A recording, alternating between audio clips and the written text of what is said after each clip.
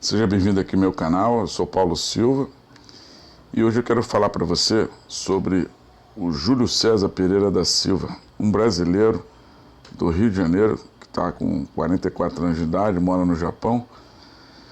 Ele era um poliglota e hoje ele é um hiperpoliglota. Ele está lá no Japão há mais de 20 anos e hiperpoliglota é quem foi capaz de aprender mais de 6 línguas estrangeiras. Ele mora lá em Osaka, é casado com uma japonesa, tem 2 filhos com ela. Ele foi taxista lá no Japão, fala diversas línguas estrangeiras, como japonês, inglês, alemão, e também consegue se comunicar em mandarim, francês, coreano e tantas outras línguas estrangeiras. Vou deixar o link aqui onde eu pesquisei, caso você tenha interesse em saber mais sobre ele. Ele tem um canal no YouTube, onde você também pode assistir os vídeos dele, que são muito interessantes, muito bacanas. Ele fala diversos assuntos e eu pedi para fazer uma entrevista com ele, mesmo à distância, porque ele ficou muito famoso na época que ele era taxista e trazia diversos vídeos falando sobre a vida lá no Japão. E você pode entrar aqui no meu, abaixo aqui na descrição, e encontrar o canal dele, se inscrever, curtir os vídeos que ele produz, publica, compartilhar. Esse cara muito bacana, um exemplo de pessoa para a humanidade, um cara muito legal.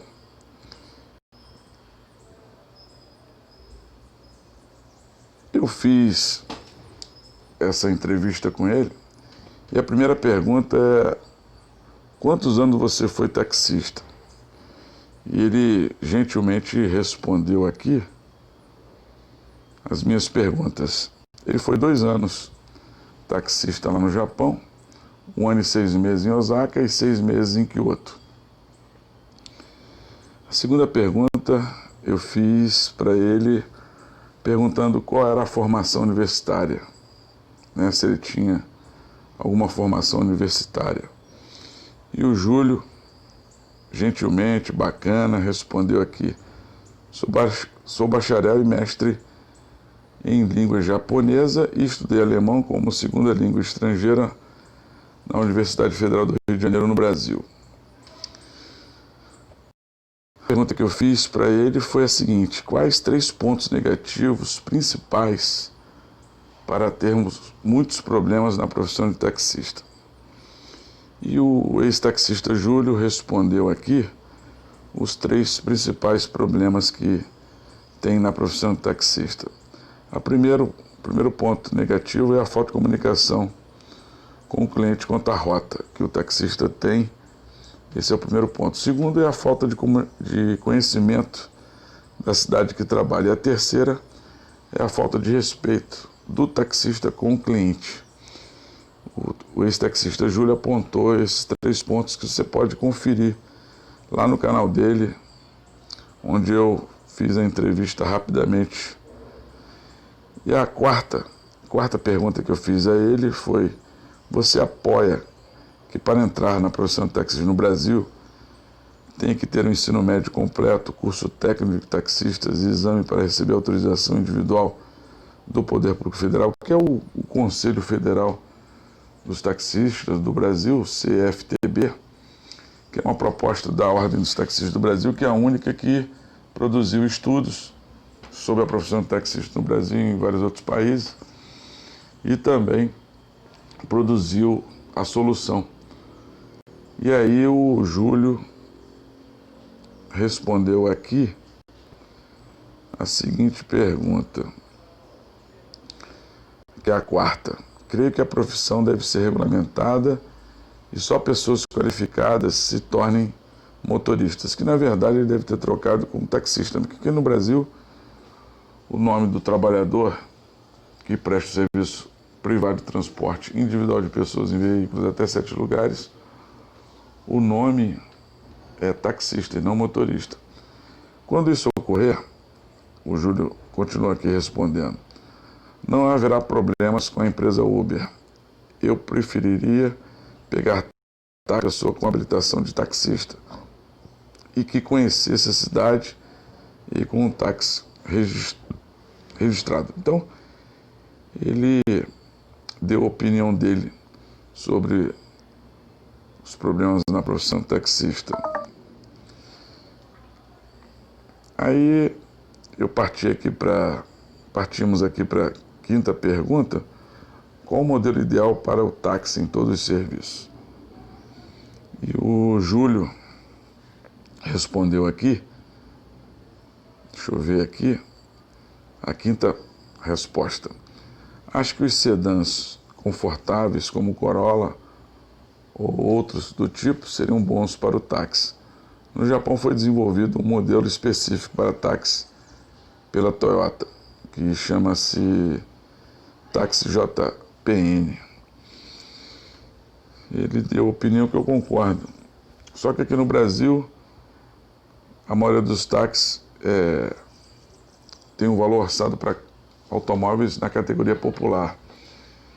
E o Corolla custa quase 100 mil reais e fica meio conflitante o taxista prestar um serviço que o consumidor ou cliente paga para receber através de um automóvel na categoria popular e recebe o serviço prestado com um Corolla que no Brasil está na categoria de sedã médio.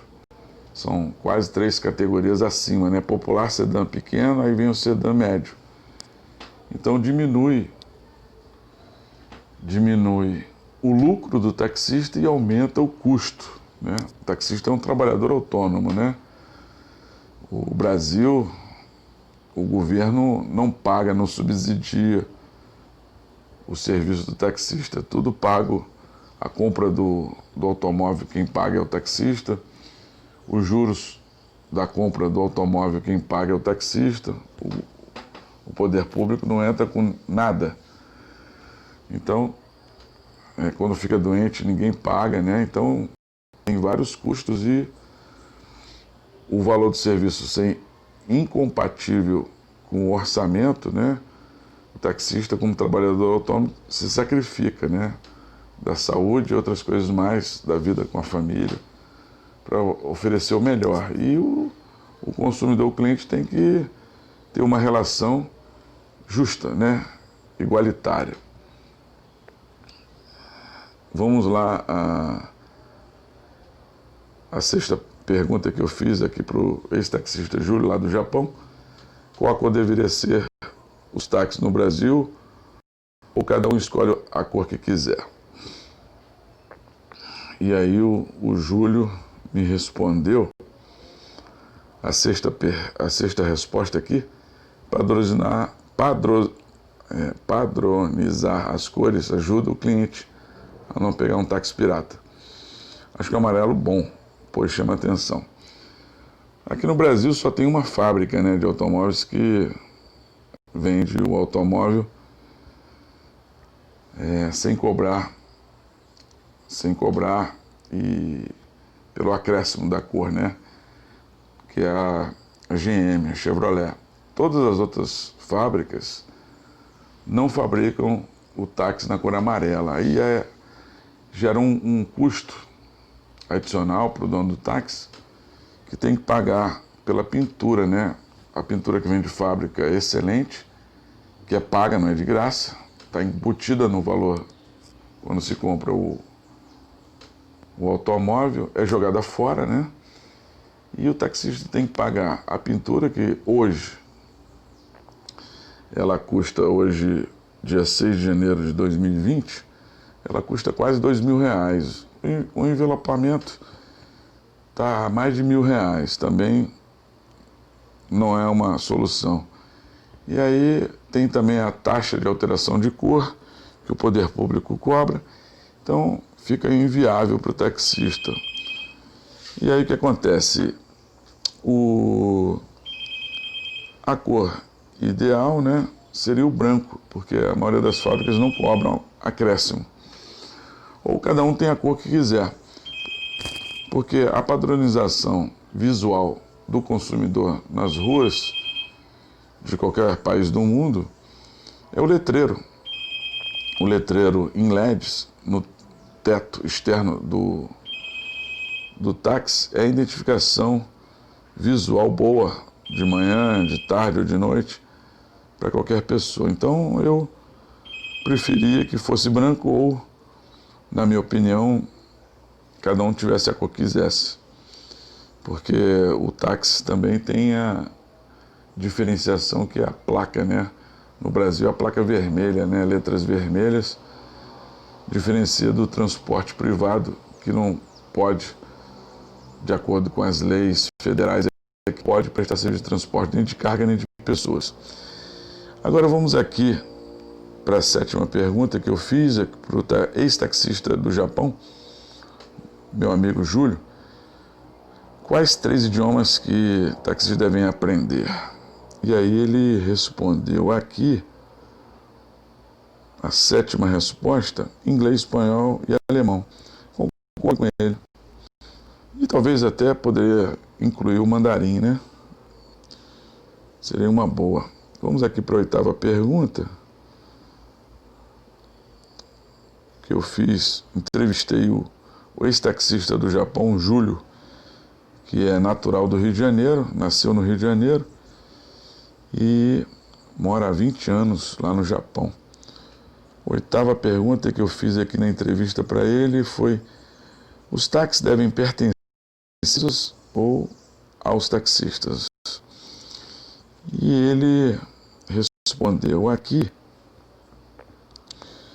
o seguinte: o Júlio, ex-taxista do Japão, respondeu na 8ª pergunta, ele acha melhor pertencer às empresas, às firmas, pois estas fazem manutenção do táxi e têm que seguir normas estipuladas. Eu discordo nesse ponto dele. Eu prefiro que os táxis pertençam individualmente a cada trabalhador, não pertencem às empresas, não. Vamos aqui à 9ª pergunta. O valor do serviço do taxista no Japão é possível para os pobres? Vamos ver aqui o que ele respondeu. Vamos ver aqui o que o taxista Júlio, ex-taxista Júlio, respondeu sobre se o valor do serviço lá no Japão é acessível para os pobres. Aí ele, aqui na 9ª resposta, que ele respondeu lá no canal no YouTube dele, ele disse que aqui no Japão o valor é acessível para todos. Bacana, né? Muito bacana. Significa que o pobre tem condições de pagar pelo serviço do taxista. Aqui no Brasil, o valor do serviço é também possível para os pobres pagarem pelo serviço do trabalhador taxista que é autônomo. E a mídia, né, uma parte da mídia fica fazendo propaganda enganosa, dizendo que o serviço do taxista é caro. Não é. O Brasil tem custo. O Brasil tem custo de vida da Europa, né? E paga aos trabalhadores um salário da Etiópia. E a última pergunta aqui, que é a 10ª, dê uma mensagem em inglês para os taxistas do mundo dizendo a importância da formação profissional. Eu agradeci. Vamos ver aqui, você que está assistindo aqui o meu vídeo, entrevista com o taxista Júlio, ex-taxista Júlio lá do Japão. Está aqui a resposta dele, que você pode conferir em inglês, para todos os taxistas do mundo, de todos os países. Você pode conferir aqui. E eu quero agradecer a você ter assistido aqui meu vídeo até agora. Agradecer gentilmente a participação do Júlio para produzir informações para as pessoas, que não é só taxista, né? É importante a gente divulgar as informações de um trabalhador, né, que está exercendo uma profissão lícita, que é a profissão de taxista, a gente divulgar isso. Até muita gente pensa que eu sou taxista, hoje eu não sou taxista, mas há muitos anos colaboro de forma gratuita, como agora, para resolver os problemas e ajudar aos oprimidos, os trabalhadores do proletariado, né? O taxista pertence ao proletariado e eu colaboro de forma gratuita. E quando alguém quer me contratar, eu aí tenho que cobrar, né? Trabalho que não se cobra é trabalho escravo, né? O taxista cobra pelo trabalho, né? Todo trabalhador tem que ter direito à remuneração. Então, muito obrigado aí pela sua visita aqui no meu canal. Deixarei na descrição aqui desse vídeo o canal do Júlio. Se inscreva no canal dele, curta os vídeos dele que são excelentes. Comente lá também, aqui no meu canal, Paulo Silva no YouTube. E vamos até a próxima. Deixe seu comentário aqui, o que você achou dessa entrevista. Deixe sua crítica respeitosa também, democrática, né? Tá bom? Um abraço fraterno e até a próxima.